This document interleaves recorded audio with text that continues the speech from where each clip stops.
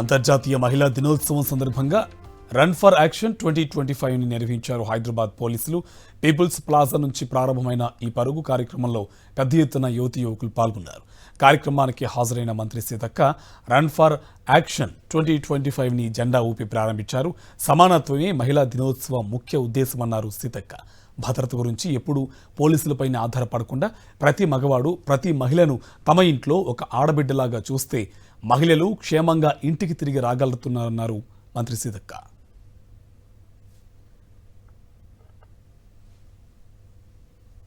మనం గౌరవించాలి, వారు చేసేటువంటి కార్యక్రమాల్లో పార్టిసిపేట్ కావాలి. అదే విధంగా ఒకరినొకరు రెస్పెక్ట్ చేసుకోవాలి, సెక్యూరిటీ ఇచ్చుకోవాలి. ఎప్పుడు పోలీస్ మీదనే డిపెండ్ కాకుండా తోటి సోదరులు ఒక ఆడకూతురు రోడ్డు మీద వెళ్తుంటే తమ సిస్టర్ లాగా, తమ మదర్ లాగా, తమ ఇంట్లో ఒక ఆడకూతురు లాగా చూస్తే తప్పకుండా ఎప్పుడైనా ఎక్కడైనా ఏ టైంలో అయినా ఉమెన్ సేఫ్టీగా ఇంటికి తిరిగి రాగలుగుతుంది.